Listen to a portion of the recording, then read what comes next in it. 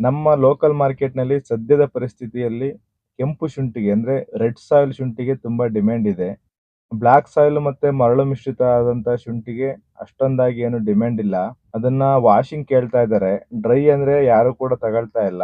ಈಗ ಸದ್ಯದ ಪರಿಸ್ಥಿತಿಯಲ್ಲಿ ಮಾರುಕಟ್ಟೆಯಲ್ಲಿ ಡಿಮ್ಯಾಂಡ್ ಇದ್ದಾಗ ಯಾವುದೇ ರೀತಿಯಾದ ಶುಂಠಿಗೂ ಕೂಡ ಒಂದು ಡಿಮ್ಯಾಂಡ್ ಇರುತ್ತೆ. ಆದ್ರೆ ಬೆಲೆ ಸ್ವಲ್ಪ ಕಡಿಮೆ ಇದ್ದಾಗ ಮ್ಯಾಕ್ಸಿಮಮ್ ಎಲ್ರೂ ಕೂಡ ಕೆಂಪು ಮಣ್ಣಿನ ಶುಂಠಿಯನ್ನು ಹುಡುಕ್ತಾರೆ.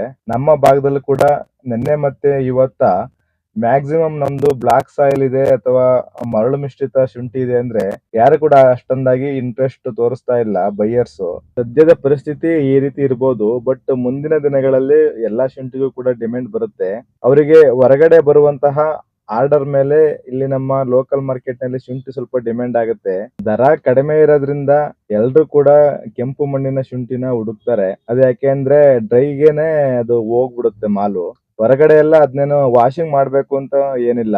ರೆಡ್ ಸಾಯಿಲ್ ಶುಂಠಿ ತಗೊಂಡ್ರೆ ಅವರು ಡ್ರೈನೇ ನೇರವಾಗಿ ಹೊರಗಡೆ ತುಂಬ್ತಾರೆ. ಹಾಗಾಗಿ ಈಗ ಹೆಚ್ಚಿನ ಬೈಯರ್ಸ್ ಎಲ್ಲರೂ ಕೂಡ ರೆಡ್ ಸಾಯಿಲ್ ಶುಂಠಿನ ನೋಡ್ತಾರೆ. ಬಟ್ ನಮ್ದು ಕೂಡ ಬ್ಲಾಕ್ ಅಥವಾ ಮರಳು ಮಿಶ್ರಿತ ಶುಂಠಿದು ವಾಷಿಂಗ್ ಕೊಟ್ರೆ ಏನು ಲಾಸ್ ಆಗಲ್ಲ. ಆದ್ರೆ ತುಂಬಾ ಚೆನ್ನಾಗಿ ಮಣ್ಣು ಹಾಕ್ಸಿ ಸೇಫ್ಟಿ ಮಾಡಿಟ್ರೆ ನಮಗೆ ವಾಷಿಂಗ್ ಕೊಟ್ರೆ ಲಾಸ್ ಆಗಲ್ಲ. ಯಾಕೆಂದ್ರೆ ಕೆಲವರಂತೂ ಮಣ್ಣೇ ಹಾಕ್ಸಿರಲ್ಲ. ಸಂಪೂರ್ಣವಾಗಿ ಅದು ಎಲ್ಲ ಡ್ಯಾಮೇಜ್ ಆಗಿರುತ್ತೆ. ಅಲ್ಲಿ ವಾಷಿಂಗ್ ತಗೊಂಡು ಹೋದಾಗ ತುಂಬಾ ಅಂದ್ರೆ ತುಂಬಾ ವೇಸ್ಟೇಜ್ ಬರುತ್ತೆ. ಹಾಗಾಗಿ ಸ್ವಲ್ಪ ಕೇರಿಂಗ್ ಆಗಿ ಶುಂಠಿ ನೋಡ್ಕೊಳ್ಳಿ. ದರ ಕಡಿಮೆ ಇದೆ ಅಂತ ನಾವೇನಾದ್ರು ನಿರ್ಲಕ್ಷ್ಯ ಮಾಡಿದ್ರೆ ಲಾಸ್ ಆಗಂತ ಪರಿಸ್ಥಿತಿ ಅಂತೂ ಬಂದೇ ಬರುತ್ತೆ. ನಾನು ನೋಡಿದ ಮಟ್ಟಿಗೆ ಹೊಸ ಶುಂಠಿ ಬೆಳೆಗಾರರಂತೂ ತುಂಬಾ ಬೇಜಾರ್ ಮಾಡ್ಕೊಂಡಿದ್ದೀರಾ. 5-6 ವರ್ಷದಿಂದ ಶುಂಠಿ ಬೆಳೀತಾ ಇರೋರಿಗೆ ನಮಗೆ ದರ ಎಲ್ಲ ಕಡಿಮೆ ಆದ್ರೆ ಏನಾದ್ರೆ ನಾವು ಹೆಚ್ಚಾಗಿ ತಲೆ ಕೆಡಿಸ್ಕೊಳ್ಳಲ್ಲ. ಯಾಕೆಂದ್ರೆ ನಾವು ₹300 ದರದಿಂದನೂ ನೋಡಿದೀವಿ, 3,500 ದರನೂ ನೋಡಿದೀವಿ, ₹6,800 ದರನು ಕೂಡ ನೋಡಿದೀವಿ. ಈ ವರ್ಷ 1,500 ದರನು ಕೂಡ ನೋಡ್ತಾ ಇದ್ದೀವಿ. ಶುಂಠಿ ಬೆಳೆಯನ್ನ ಕಲಿತು ಬೆಳಿಬೇಕು. ಇದನ್ನ ಅರ್ಥ ಮಾಡ್ಕೊಳ್ಳೋದು ಕಲಿಯೋದು ತುಂಬಾ ಇದೆ. ಹಾಗಾಗಿ ನೀವು ಸಂಪೂರ್ಣವಾಗಿ ನಿರ್ಲಕ್ಷ್ಯ ಮಾಡಬೇಡಿ. ಅದ್ರಲ್ಲಂತೂ ಬ್ಲಾಕ್ ಸಾಯಿಲ್ ಇರೋರು ಮತ್ತೆ ಮರಳು ಮಿಶ್ರಿತ ಮಣ್ಣಿರೋರು ನಾವೇನಾದ್ರೂ ಮಣ್ಣನ್ನ ಹಾಕಿಸ್ಲಿಲ್ಲ ಅಂದ್ರೆ ನಮ್ದು ಮ್ಯಾಕ್ಸಿಮಮ್ ಅವರು ಬೈಯರ್ಸ್ ತಗೊಳ್ಳೋದೇ ವಾಷಿಂಗ್ ಶುಂಠಿ ತಗೋತಾರೆ. ನಾವಲ್ಲಿ ವಾಷಿಂಗ್ ಸೆಂಟರ್ ಅಲ್ಲಿ ಸುಮ್ನೆ ಅನ್ಯಾಯವಾಗಿ ನಮ್ ಕಣ್ಮುಂದೆನೆ ತೆಗೆದು ಬಿಸಾಕ್ತಾ ಇರ್ತಾರೆ. ಅವಾಗಂತೂ ಅಂತಹ ದೃಶ್ಯಗಳನ್ನಂತೂ ನೋಡ್ಬೇಕಾದ್ರೆ ಮನಸ್ಸಿಗೆ ತುಂಬಾ ನೋವಾಗುತ್ತೆ. ನಾನಂತೂ ಎಲ್ಲಾ ರೀತಿಯಾಗಿ ಅನುಭವಿಸಿದ್ದೀನಿ. ಕೆಂಪು ಮಣ್ಣಿನ ಶುಂಠಿ ಇರುವಂತವ್ರಿಗೆ ಮ್ಯಾಕ್ಸಿಮಮ್ ಅವರು ಮಣ್ಣು ಹಾಕಿಸ್ತಿಲ್ಲ ಅಂದ್ರೂ ಕೂಡ ಸ್ವಲ್ಪ ಮಟ್ಟಿಗಾದ್ರೂ ಅವರು ಸೇಫ್ ಆಗ್ತಾರೆ.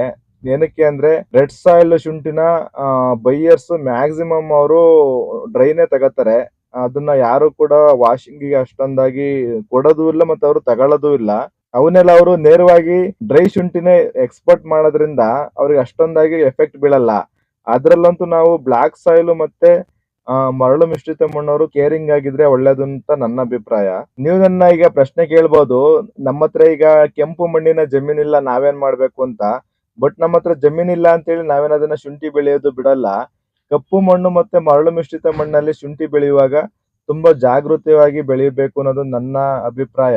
ಅದ್ರಲ್ಲಂತೂ ಈಗ ಕಪ್ಪು ಮಣ್ಣಿನಲ್ಲಿ ಶುಂಠಿ ಬೆಳೆಯುವಾಗ ತುಂಬಾ ಕೇರಿಂಗ್ ಆಗಿ ಬೆಳಿಬೇಕು.